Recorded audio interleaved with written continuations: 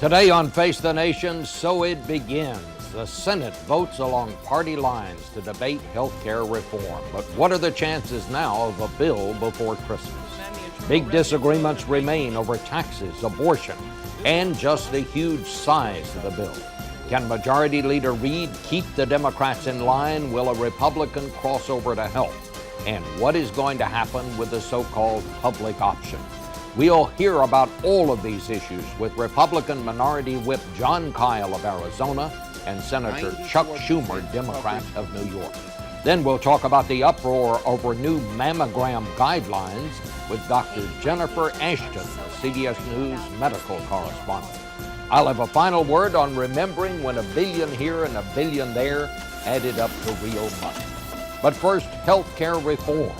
The debate begins on Face the Nation.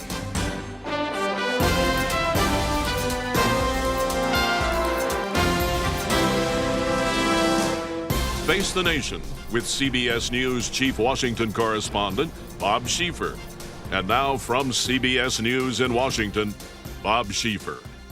And good morning again. Joining us now in the studio, Senator Chuck Schumer, Democrat from New York, and Senator Jon Kyl, Republican of Arizona. If there were two key players in this leading up to the Senate deciding to debate this whole health care issue, it is you two. So I'd just like to get your reaction, Senator Schumer, on what happened last night. Well, I thought last night was a very good night for us. Look, there are still many bumps in the roads, discussions, arguments, disagreements, but I think now the wind is at our back. There's real momentum. And the good news here is we still have a very diverse caucus, but every Democrat, from the most liberal to the most conservative, very much wants to get a bill. And on the other side, every Republican from the most liberal to the most conservative voted against it. And the reason is because ordinarily when you do start debate on a bill like this, it ends up passing, and most of our constituents are saying you need to do everything you can to stop it. And the best way to stop it is not to start it, but rather to go back and start over again with more Republican ideas in the legislation than is currently the case. So that's why you had every single Republican saying, no, not this. Orrin Hatch said the Republicans will launch a holy war of delay. Is that going to happen? Well, first of all, the American people, by public opinion surveys, have made it very clear they want this whole thing aired out. They would rather have us do it right than do it quickly. We've had so many deadlines. It has to be done before August. It has to be done before October, and so on. And now the president says he's got to have it by the end of the year. The reality is this is a huge issue affecting every American, and we do need to do it right. And the object is not to delay for delay's sake, but rather to have an opportunity for everyone to see what's in it, to understand it, to know how much it costs, and to know how it's going to impact their lives. Senator Schumer, there are at least 3 or 4 Democrats right now, and maybe more, who have real problems with this bill. Senator Lincoln from Arkansas said yesterday, don't think that I'm for this bill as it now stands just because I'm voting to go ahead with debate. Senator Landrieu from Louisiana, what now, $100 million in federal funds had to be channeled to Louisiana? They're calling it the Louisiana Purchase in order to get her vote to begin debate. You've got some real problems here. Well, look, we are a diverse caucus, and when we become 60 members, we get members from red states, but what we've shown is unity throughout. Every time there's a major challenge, the caucus comes together for the good of the nation.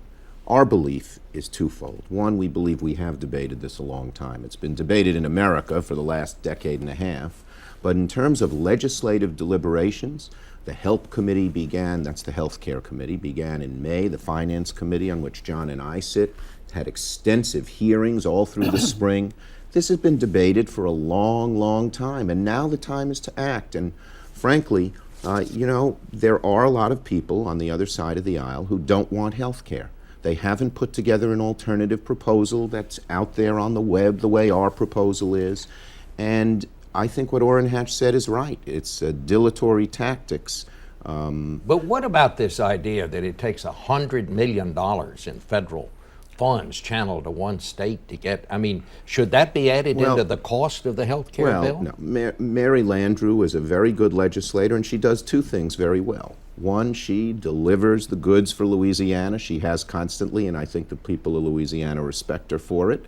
But second, she has real views on health care, and those are taken into account as well. One of the issues that she's pushed very hard is foster children, because she has great experience with them and health care for foster children.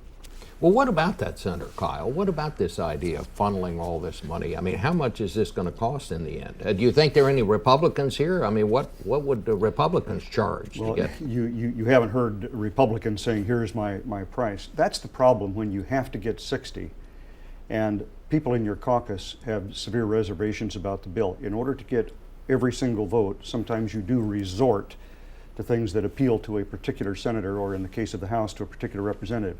The American people don't like that when they see it. It should be on the merits. And when these senators, for example, say, well, we'll vote to start the bill, but that doesn't guarantee our vote at the end, the pressure at the end of the process is enormous. And the real question ought to be, are you representing the will of your constituents? And incidentally, all of the public opinion polls show the American people don't want this. In fact, Gallup just came out with a poll that showed independents oppose it by better than 2 to 1. So do you abide by the wishes of your constituents, or succumb to the dictates of your leader? Well, now, is that exactly right? Because I've seen polls that show a majority do want health care. Some don't want the public option, some don't want this or that. But to say that the majority are against it, is that accurate? I can cite 10 polls that the majority in every one of them oppose this health care legislation. When you say health care, of course, we all support health care.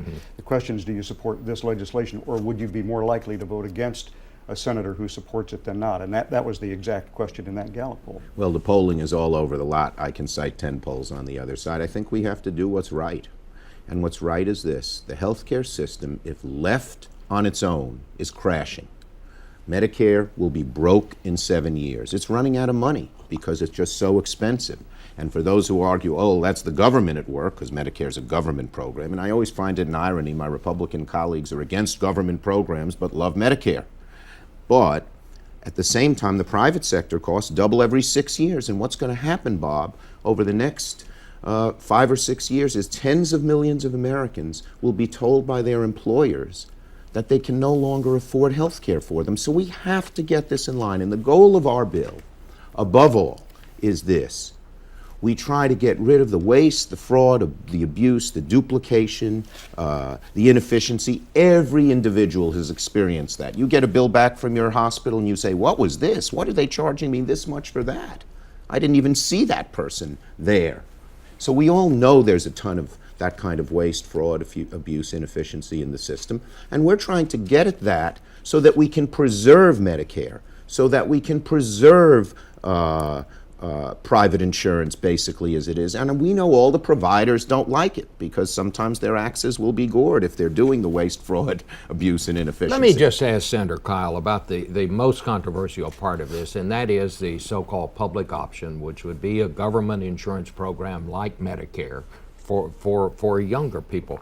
Why are you so opposed to that, Senator? Well, there are several reasons. Incidentally, I was going to quote from the Congressional Budget Office letter that points out that the expenditures here are going to increase, not decrease. So it's not as if we're actually cutting the costs of these government programs like Medicare. But in any event, the government-run program is objectionable for 2 primary reasons. First of all, a lot of people will acknowledge, even members of Congress, that it is the first in a 2-step process to get to a single-payer system. And there are people on the left in this country who support that. Most people do not, and this is seen as the way to get there. And how do you get there?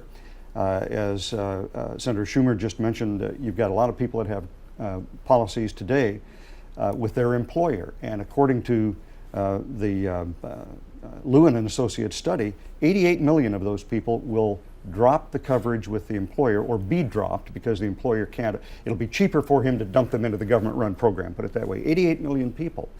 And that then brings up the second point. If you like your insurance, you get to keep it? No, not true. Yes. If you have your insurance with your employer and he says it's cheaper for me to send you to the government plan than it is for me to continue to provide it, you don't get to keep your policy anymore. Now you're in the government-run system.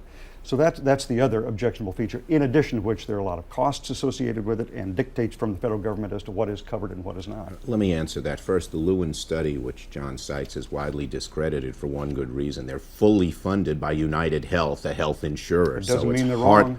In this case, they're very wrong. CBO says our plan a more modest public option, there would be 4 to 6 million people, and they're not funded by anybody. They're impartial, and we both go by their readings. Here's the reason we need a public option, and we very much do. The insurance industry is about the most highly concentrated industry in the country. In many states, 81% of the insurance is by one company. In 40 states, 2 companies dominate. When there is no competition or very little competition, every economist, left, right, and center, will tell you the costs go way up. And that's what's happened here. So you need to inject some competition into the insurance industry. The best way to do that is a public option.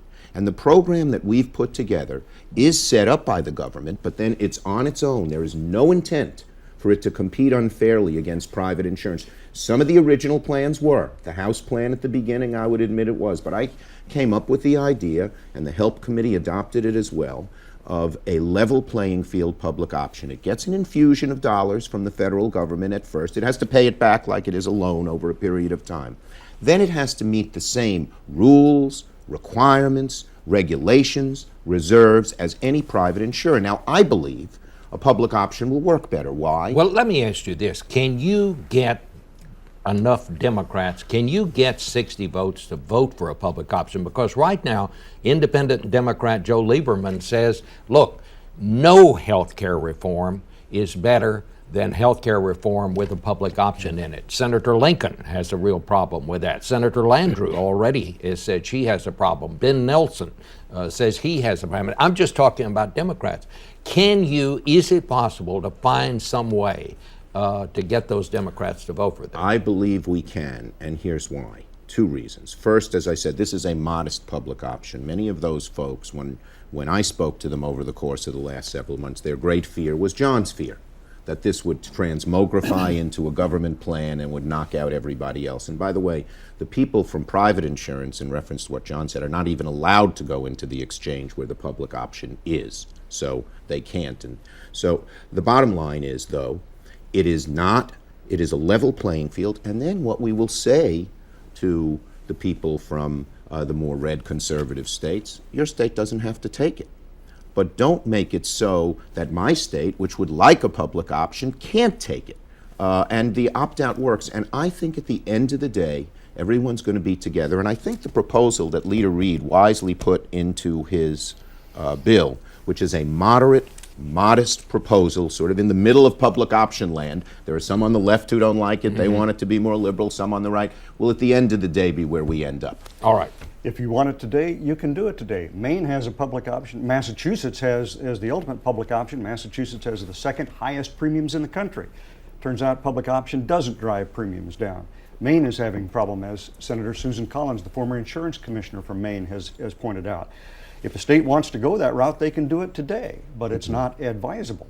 And, to think that you can be both a competitor and the umpire and you're not going to have the advantage. They're not the umpire. Well, the government is the umpire. No. Chuck, please don't interrupt me here. I've read good portions of this bill. The government makes decisions, and I think there are over 3,000 times where in the legislation it says shall. The Secretary of Health and Human Services has tremendous power under this legislation. And as a result, a lot of people fear that when the government is both the competitor and the umpire, obviously they win. Final point on the public option. There are a lot of states where there aren't enough people, either in terms of a risk pool or in terms of the network of physicians and hospitals, to put together a lot of different competing plans. Is this You don't help that by adding one more plan. Are people going to pay more taxes because of this? Yes. No. Yes, no. Right. Let me say this first on the public option. First, yeah, someone makes the rules, but under our plan, unlike what was feared before, the same rules apply to private insurance and to the public option. In other words, we say to private insurance, you have to have reserves in case you go bankrupt, so your policy holders are still there. Same with the public option. We say that you cannot cut people off when they pay too much, when their health care bills go up too much. Same at the other. So it's a level playing field public option, and it is not one does not have an advantage over the other. It just creates good old-fashioned American Let me competition. just ask you this, Senator. I mean, obviously, the wealthier people are going to pay more taxes, Yes. but aren't people down the line going to have to pay more taxes as well? No, Isn't this and going that's to cost them more? what we have focused on, particularly in the Finance Committee bill and then in the bill that Leader Reid put together, which I think has the best of the health bill and the finance bill, and that's why I believe it's going to pass the Senate with 60 votes, maybe 61. 62, who knows? And the reason is we focus mainly on cutting the waste, inefficiency, All right. duplication, the runaway costs. Yeah, are there a few taxes on Botox and things like that? Yes. A small increase in the Medicare rate, but only for people above We're out of 250,000. time here, The average Senator. citizen, no tax. I'll give you 30 seconds to respond. If you have insurance, you get taxed. If you don't have insurance, you get taxed. If you need a life-saving medical device like a stent or a diabetic pump, you get taxed. Pharmaceutical. The Congressional Budget Office says, and the Joint Tax Committee says, that these taxes imposed on others will be passed through. And why does the letter from the CBO say it's going to cost between $5 and $10 billion for the IRS? Because the IRS has to enforce these tax provisions. All right, we have to end it there. Thank you all both for a very enlightening discussion. Back in 1 minute.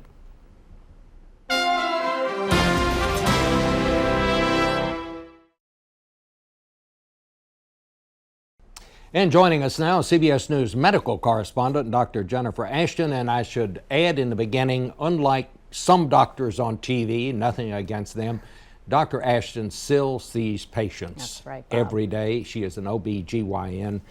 Doctor, I want to talk to you about this ruling that shocked a lot of people this week, including me, on mammograms, and where you have a government advisory committee saying that women under 40 should no longer get regular mammograms, that women 50 to 70 should get them just every other year. And to me, the most shocking part of it all, telling younger women they should no longer do breast exams themselves, which, you know, I'm not objective about this. I am a cancer survivor. But I want to ask you, as a doctor, what are you telling your patients about this? Well, Bob, first and foremost, as I had been telling them all along, be your own healthcare advocate. Be informed, be educated, ask your doctor questions, and always ask what the risks versus the benefits versus the options of any test or any treatment are. When you talk specifically about breast cancer screening, I'm telling them to continue being familiar with their own body, to continue checking their breasts if that's what they had done in the past, and to continue along the screening that they had been doing, which if they're 40 or over, included a yearly mammogram. Well, what about this idea of telling young women not to conduct self-examinations? Well, again, you know, that is not really new. In the medical field, we've known that self-breast exams or even doctor breast exams are not that accurate, and they can generate a lot of false positives, things that may feel like cancer but turn out not to be, and that then in turn generates a lot of biopsies for the patient. I think that many women, in fact about 70% of breast cancers are initially detected by palpation after either the doctor or the patient feels it themselves. And I think, again, risk versus benefit analysis on that level, when you're talking about someone with cancer, the benefits outweigh the risks. So you're saying continue the examination and then go talk to your doctor about it. Absolutely. And I think to disempower a woman about her own body, I think, again, really potentially stacks the deck against her when you're talking about things like her health and things like cancer. What is your biggest concern about this?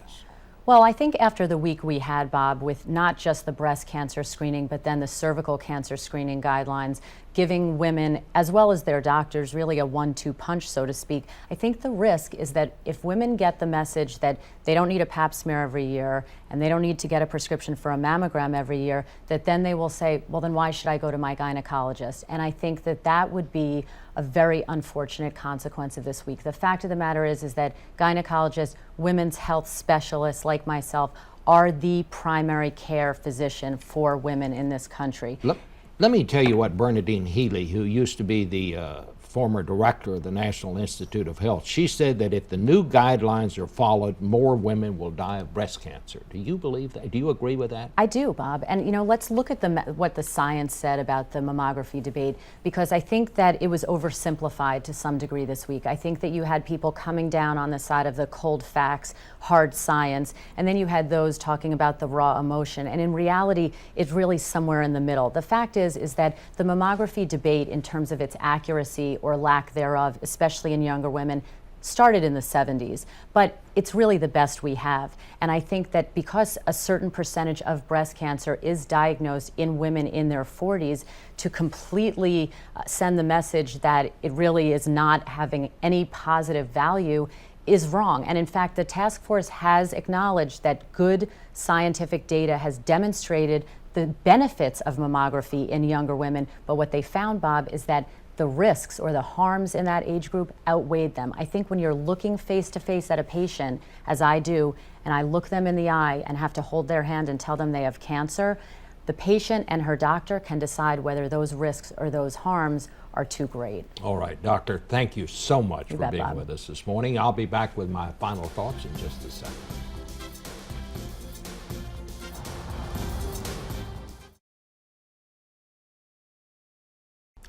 Finally today, during the Johnson administration, the Senate Republican leader Everett Dirksen was railing one day against government spending and managed to say $1 billion here and $1 billion there, and pretty soon you're talking about real money.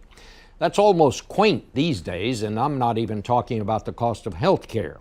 I used to say I had been around so long that nothing surprised me, but last week I got surprised. No, I should say I had a jaw-dropping shock, a better way to put it, every time I picked up the newspaper and read about the numbers that we're throwing around lately. Like yesterday, when I picked up the New York Times to discover we have spent more money rebuilding Iraq's schools, hospitals, water treatment, and electrical plants, $54 billion, than we have spent on any construction project since the Marshall Plan, which you'll recall was to rebuild Europe after World War II.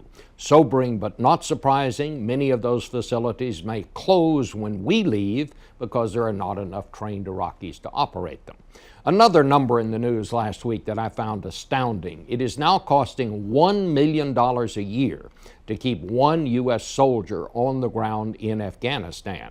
Not to mention that for every soldier there, we have one civilian contractor, which helps explain another shocker that came out last week, that 10 years ago we owed the government of Spain more than we owed China. Yet, when President Obama came calling to China, we owed the Chinese more than $1 trillion. Yep, old Ev Dirksen was right, $1 billion here, $1 billion there, and it added up to real money and a big pile of bills. But is going $1 trillion in hock to one country made us more secure? That's our broadcast. We'll be right here next week on Face the Nation.